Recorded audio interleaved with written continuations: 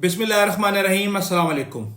Israel फ़लस्तीन तनाज़ा जहां हर गुजरते लम्हे के साथ अजियत और करब का एक नया बाब रकम कर रहा है, वहीं हुर्रियत, शुजाअत, बहादुरी और सब्र की भी एक लाजवाल दास्तान लिखी जा रही है, जिस पर बाद में आने वाली तमाम इंसान जो हैं वो फख्र करेंगे। एक बड़ी अजीब और हैरान कर देने वाली बात सामने आई है कि पाकिस्तान के अंदर इसराइली करेंसी की खरीदो फरोख्त जारी है। जंग के बाद से लेकर अब तक इसराइली करेंसी तारीख की कम तरीन सतह पर पहुंच चुकी है और इसराइली मुईशत को इस वक्त बड़े खसारे का सामना है। लेकिन पाकिस्तान के अंदर इसराइली करेंसी का पहुंच जाना किसी ब्रेकिंग न्यूज से कम नहीं है। ईरान गजा की जंग में शामिल होगा या नहीं, इस बारे में ईरान ने एक बड़ा ऐलान कर दिया है, जबकि हमास और इसराइल के दरमियान जंग बंदी का बड़ा मुआहिदा तय पाने की खबर भी सामने आई है। हिजबुल्लाह ने महज चंद मिनटों में 25 बार इसराइली इलाकों को निशाना बनाया है, जबकि दूसरी तरफ फलस्तीनी तंजीमों ने जदीद मिसाइलों और ड्रोन्स के जरिए इसराइली इलाकों को टारगेट किया है। इन तमाम खबरों की तफसील से पहले अगर आपने अभी तक इस चैनल को सब्सक्राइब नहीं किया है तो प्लीज कर लें। बेल आइकॉन को जरूर दबाइएगा ताकि हमारी आने वाली हर वीडियो आपको बर वक्त पहुंच जाए।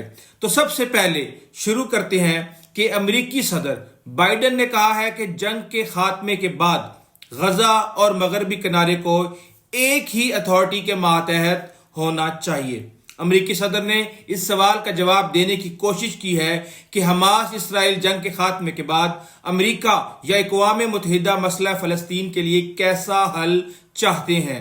अमेरिकी सदर ने लिखा है कि हम सब अमन के लिए कोशिशें कर रहे हैं और बिल आखिर गजा और मगरबी किनारे को दो रियासती हल के लिए बहाल शुदा एक ही गवर्नेंस स्ट्रक्चर के तहत मुत्तहिद होना चाहिए। इन्होंने लिखा कि गजा से फलस्तीनियों का जबरी इनखला नहीं होना चाहिए, दोबारा कब्जा, मुहासरा, नाकाबंदी या फलस्तीनी इलाकों में किसी भी किस्म की कोई कमी नहीं होनी चाहिए। अपने मजमून में उन्होंने मजीद लिखा कि 7 अक्टूबर के बाद मगरबी किनारे में आबाद फलस्तीनियों पर तशद्दुद और हमलों में तेजी आ गई है। अमेरिका मगरबी किनारे में आबाद फलस्तीनी शहरियों पर हमले करने वाले शिद्दत पसंद इसराइलियों पर वीजा पाबंदियां आयद करने के लिए भी तैयारी कर रहा है।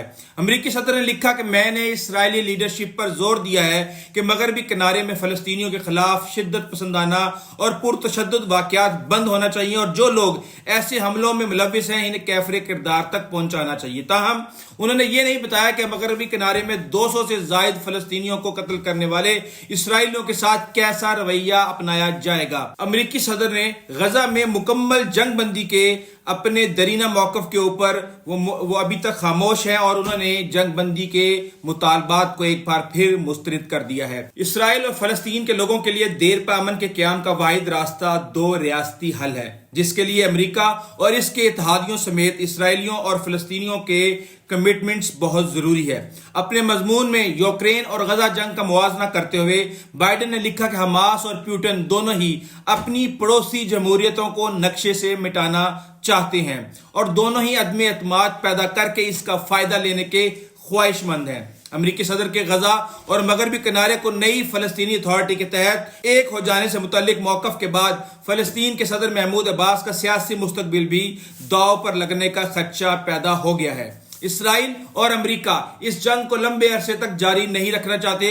वो ये चाहते हैं कि फलस्तीन के बचे कुछ इलाकों के अंदर एक ऐसी फलस्तीनी अथॉरिटी कायम कर दी जाए जो फलस्तीनी इलाकों में अमेरिकी और इसराइली मुफादात की मुहाफिज हो और मौजूदा जंग ने इसराइली मुईशत की कब्र खोद दी है। इसराइल इतनी लंबी जंग के बावजूद अभी तक अहदाफ हासिल करने में नाकाम रहा है और इसराइल इस जंग को मजीद जारी नहीं रखना चाहता। लेकिन इस बार हमास जंगबंदी के मामले में लचक नहीं दिखा रहा। फलस्तीन के अस्करी ग्रुप चाहते हैं कि जंगबंदी उनकी शरायत पर हो, जबकि इसराइल अपनी शरायत पर जंगबंदी चाहता है। अमेरिका और इसराइल को लगता है कि अगर फलस्तीनी ग्रुपों की तय करदा शरायत पर जंगबंदी हुई तो ये इसराइल की शिकस्त होगी, जिसके बाद इसराइली इलाकों पर 7 अक्टूबर जैसे मजीद हमलों के खदशात बढ़ जाएंगे। और हकीकी तौर पर भी ये ऐसा ही है, क्योंकि फलस्तीनी अस्करी ग्रुप दो रियासती हल के साथ साथ अपने तमाम इलाकों की वापसी का भी मुतालबा करते हैं। लिहाजा इसराइल और अमेरिका की गिरफ्त اس علاقے میں کمزور پڑ چکی ہے اور وہ کسی طور بھی اپنے تمام باتیں منوانے کی کوشش میں وہ فوری طور پہ کامیاب نہیں ہوئے اور وہ اس وقت لڑنے کی پوزیشن میں بھی نہیں ہے۔ فلسطین کی عسکری تنظیم کے ترجمان نے کہا ہے کہ انہوں نے اس وقت لمبی اور تھکا دینے والی جنگ کی تیاری کر رکھی ہے۔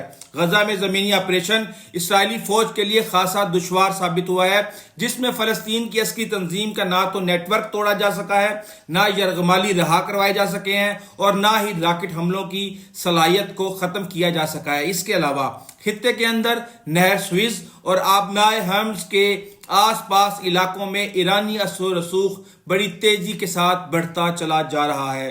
یمنی باغیوں کا کہنا ہے کہ وہ اس علاقوں سے گزرنے والے تمام اسرائیلی جہازوں کو نشانہ بنائیں گے۔ آبنائے ہرمز دنیا کی تجارت میں ریڑھ کی ہڈی کی حیثیت رکھتی ہے اور سمجھ لیں کہ یہ ہڈی اس وقت مکمل طور پر ایران اور ایرانی تنظیموں کی زیر اثر آ چکی ہے۔ امریکہ اس گزرگاہ کے لیے اپنا رویہ اور پالیسی بدل بھی سکتا ہے اور اس میں لچک بھی پیدا کر سکتا ہے۔ ایران غزہ کی جنگ میں شامل ہوگا یا نہیں، اس بارے میں ایران نے بڑا بیان جاری کر دیا ہے۔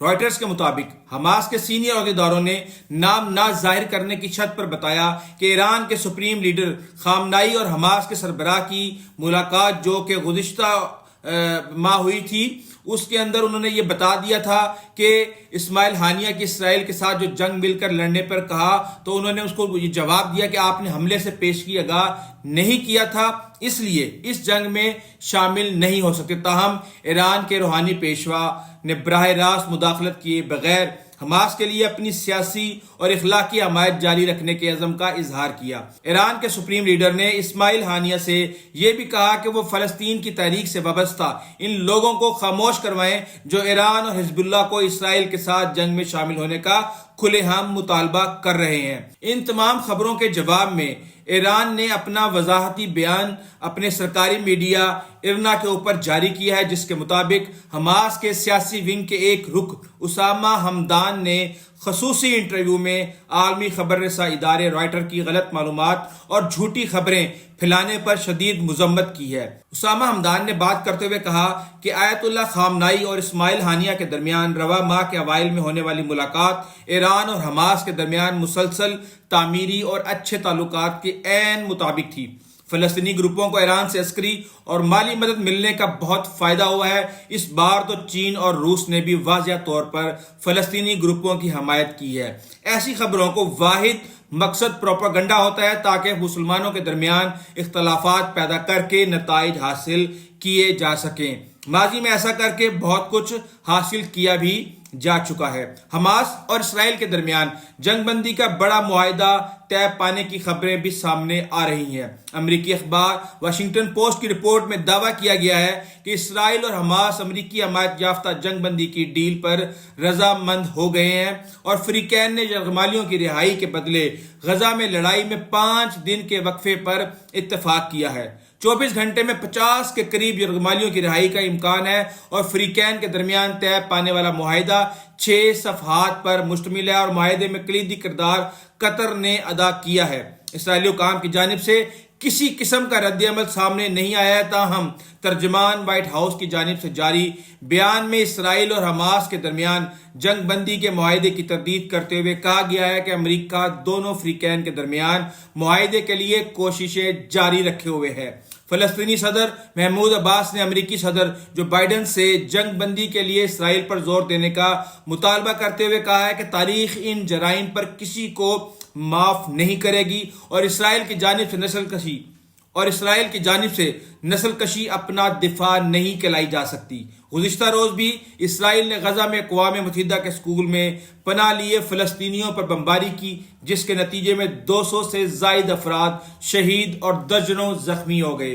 رپورٹس تو بہت سی آتی رہتی ہیں اور حقیقی طور پر قطر کم و بیش 1 مہینے سے جنگ بندی کے لیے کوشاں بھی ہے، جس کے لیے قطر نے اسرائیلی خفیہ ایجنسی اور حماس کی قیادت کی ملاقاتیں بھی کرائی ہیں۔ امریکہ اس جنگ بندی میں کردار ادا کرنے کا خواہاں تو ہے، مگر اکیلے امریکہ کے لیے یہ ممکن نہیں۔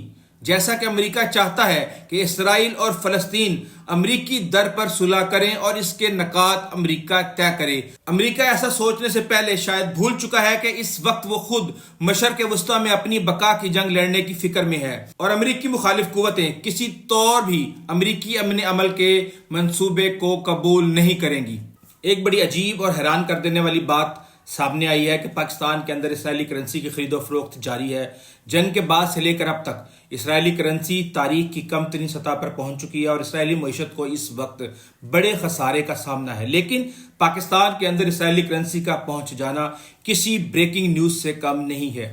FIA اینٹی کرپشن سرکل نے کراچی کے گنجان آبادی والے علاقے بولٹن مارکیٹ میں چھاپہ مار کارروائی کے دوران 32 ممالک کی بھاری مالیت کی کرنسی تحویل میں لی ہے، اور کرنسی کے غیر قانونی کاروبار کرنے والے ملزمان سے اسرائیلی شیکیم کرنسی بھی برآمد ہوئی ہے۔ یہ ایک پریشان کن خبر ہے کہ اگر پاکستان میں اسرائیلی کرنسی بیچنے والے موجود ہیں تو پھر خریدار بھی موجود ہیں، اور اسرائیلی کرنسی پاکستان میں کیسے آئی اور کس کی ڈیمانڈ پر آئی، اس بات کی تحقیق ہونا بہت ضروری ہے، کیونکہ اس سے پہلے پاکستانی مسالے بھی اسرائیل جانے کی خبر آ چکی ہے اور اب اسرائیلی کرنسی پاکستان پہنچ گئی ہے۔ اس حوالے سے بہرحال جو بھی لیٹسٹ اپڈیٹس ہوں گی وہ ہم آپ کے ساتھ شیئر کرتے رہیں گے۔ اگر آپ نے ابھی تک ہمارے چینل کو سبسکرائب نہیں کیا ہے تو پلیز ضرور کیجیے گا، ویڈیو اچھی لگی ہے تو شیئر ضرور کیجیے گا۔ آئندہ تک کے لیے اجازت دیجیے، اللہ حافظ۔